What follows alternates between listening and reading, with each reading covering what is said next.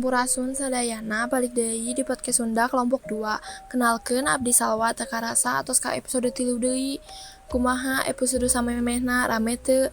Atuh pastina rame pisan. Episode 3 ge teu kalah ramena. Di dina ieu episode abdi bade nyaritakeun salah sahiji karya Deha Sunjaya anu judulna nyaeta Sangkuriang. Kumaha sih caritana teh? Hayu urang lanjut kana caritana. Kacaritakeun aya hiji putri raja di tatar Sunda. Nu geulis kawanti-wanti endah ka bina-bina nu ngaranna Dayang Sumbi. Tapi hanjakal manehna diasingkeun ka leuweung alatan nandang panyakit nu teu cager-cager nu dianggap bisa ngabulakarkeun boborna wibawa jeung komara sang raja.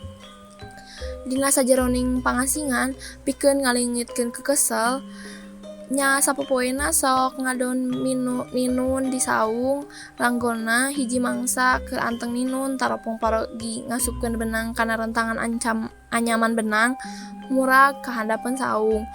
Kulantaran keur kagok digawe tambah hoream turun ti saung Dayang Sumbi ngucap kasing saha bae nu daek mang nyokotkeun jeung nganterkeun eta alat ka manehna. Lamun awewe rek dijadikeun dulur, mun lalaki rek dijalikeun salaki. Nya harita aya anjing jalu nu ngaran Situmang nyokot eta alat jeung nganterkeun ka Dayang Sumbi. Barang mireugeuh yen nu nganterkeun taropong mangrupa anjing jalu atuh kacida ngagebeukna ku alatan geus rak-rak ucap nu keur elmu Sunda mah ucap teh sarua jeung sumpah nu teu meunang dibolaikeun. Bari ngaheureuh ku lantaran geus sumpah teh nya kapaksa Dayang Sumbi kudu ngalakonan kawin jeung anjing nu ngaran Situmang nepi ka boga budak lalaki kacida kasepna nu digaranan Sangkuriang. Sangkuriang ti orok nepi ka mangkat balek salawasna diasup jeung diaping ku Situmang. Kamana Sangkuriang lumampah dirinya Situmang ngintil marengan. Hiji mangsa Dayang Sumbi hayangeun pisan jantung mencek. Mani asa geus aya dina lentah. Nya gancang nita Sangkuriang sangkan moro mencek jeung kudu dibawa jantungna. Tapi dadak dumadakan. Harita nepi ka sapoe jeput teu panggih jeung sato naon-naon. Sedeng waktu geus nyerelek maju ka burit. Sangkuriang bingung kulantaran can hasil nadunan kahayang nu jadi indung. Sangkuriang sieun nu jadi indungna bendu mun mulang teu mawa hasil. Barang red ka Situmang nya timbul akalna. Terus Situmang dipanah jeung dicokot jantungna. Terus dibawa jeung dipasrahkeun ka indungna. Ku Dayang Sumbi ditarima terus diasakan. Dina sajeroning masak Dayang Sumbi ras inget ka Situmang. Anu saterusna ditanyakeun ka Sangkuriang, kumaha Situmang? Barang ditanya kitu Sangkuriang ngabeuteum teu ngajawab. Tapi sanggeus disedek, akhirna Sangkuriang wakca balaka yen anu keur dipasak ku Dayang Sumbi teh eta jajantungna Situmang. Atuh dadak sakala Dayang Sumbi ambek kacida sabab Situmang teh bapana. Sangkuriang bakat ku ambek sinduk batok nu keur dipake masak harita ditakolkeun kana sirah Sangkuriang nepi ka baloboran getih nu ngabulakarkeun sirahna pitak jeung terus diusir. Sangkuriang minggat teu puguh arah tujuan, kalunta-lunta asup leuweung kaluar leuweung, naik gunung turun gunung asup ka guha kaluar guha, nya bari ngelmu kapan paran. Gancangna carita lewat ulasan taun Sangkuriang tumuwuh jadi jejakan nu gagah kasep tur luhung ku elmu jembar ku pangabisa kersaning nu maha kawasa hiji mangsa panggih jeung Dayang Sumbi nu sacara lahir wujudna terobah lir parawan nu welasan taun geulis ka bina-bina lir widadari ti kahyangan. Lantaran ngangem elmu awet jaya duanana pada teu wawuh pangrasana mah karek tepung munggaran harita barang paamprok timbul tatali asih pada mentangkeun jamparing asih geugeut leuyeut lir gula jeung peueut teu bisa dipisahkeun. Nya terus patali janji rek hidup barengan ngawangun rumah tangga kacai jadi saleuwih ka darat jadi salogak. Hiji mangsa Dayang Sumbi keur anteng nyaran buuk Sangkuriang katenjo aya pitak dina sirah Sangkuriang. Harita Dayang Sumbi ngagebeuk sabab ras inget kanu jadi anakna. Waktu keur leutik ditakol ku sinduk persis palebah eta pitak. Nya gancang tata leupa tumanya ka Sangkuriang nanglutik sejarahna eta pitak. Sanggeus dicaritakeun nu sabenerna atuh kacida reuasna. horeng eta sangkuriang teh anakna anu geus heubeul di teangan dianti-anti hayang kapanggih deui atuh gancang ku Dayang Sumbi di bejer beaskeun yen sabenerna manehna teh indungna kalayan menta ka sangkuriang sangkan pamaksudan hayang hirup laki rabi jeung manehna dibolaikeun sabab teu mungkin anak kawin ka indung. Ngadenge caritaan Dayang Sumbi kitu sangkuriang teu percaya alasanana teu mungkin wujud nu jadi indung bisa leuwih ngora tibatan dirina.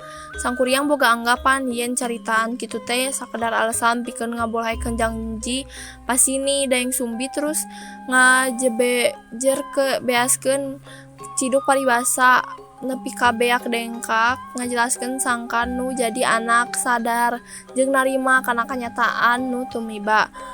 Tapi sangkuriang tetep teu percaya jeung keukeuh maksa pikeun ngawujudkeun tali rarabi rumah tangga. Malahan ngabuburu sagala hayang harita keneh dilaksanakeun. Mireungeun ka hayang sangkuriang kitu, Dayang Sumbi ngaheruk buntu laku beakeun jalan pikeun nyingkahan harita timbul akal sangkan tali rarabi bisa dibatalkeun ku jalan nyanggupan pikeun kawin tapi ada syarat. Nyaeta sangkuriang dina jero sapeuting kudu bisa ngabendung nyieun talaga gede jeung parahu pikeun lalayaran madukeun kasih. Nu ceuk pikirna pamohalan eta syarat bisa katedun ku sangkuriang. Sangkuriang nyanggupan kalayan gancang gura-giru ngumpulkeun madia balatna bangsa lelembut nu katelah guriang 7 nyaprak migawe naon nu dipikahayang. Dayang Sumbi teu kungsi sapeuting eta pagawean hampir anggeus atuh nempu kaayan kitu Dayang Sumbi kacida reuwasna sabab sieun ku dosa. Dayang Sumbi terus sidakep situhu tunggal mujasmedi jumerit menta pituduh nu kawasa sangkan sangkuriang teu bias nganggeuskeun pagaweanana. Sanggeus nampa pituduh giru Dayang Sumbi ngeurahkeun masyarakat di wewengkon eta sangkan ngabeberkeun jeung ngalebetkeun boeh larang nu didamaran ku obor nu nimbulkeun pantulan cahaya katingalina mangrupa balebat tanda penting rek ganti beurang.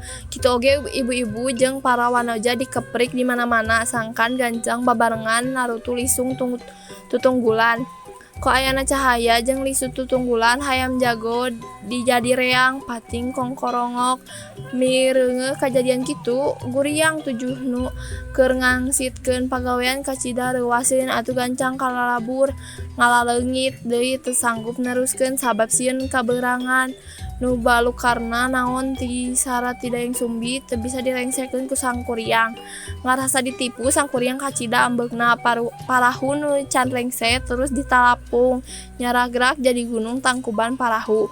Tunggul-tunggul sesa nuar kai pikeun nyieun parahu robah jadi gunung Bukit Tunggul. Sedengkeun tumpukan dahan pangpang rerenteng jeung daun kai ngajadi gunung Burangrang.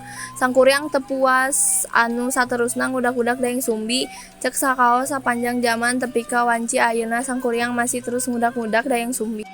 Kesan anu abdi perhatoskeun saatos maca carita ieu nyaeta carita eta pikaresepen.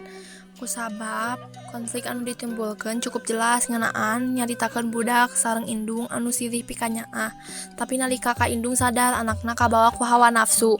Pesen anu tiasa dicandak tina carita ieu nyaeta tetep nepatkeun janji jujur ngendalikeun hawa nafsu jeung tong males. Sakitu wae episode 3 rengse pendak deui dina episode salajengna ku carita anu langkung pikaresepen. Antosannya episode salajengna sabab eta moal nguciwakeun. Tong hilap like, komentar sareng subscribe video podcast kelompok 2. Hatur nuhun sadayana.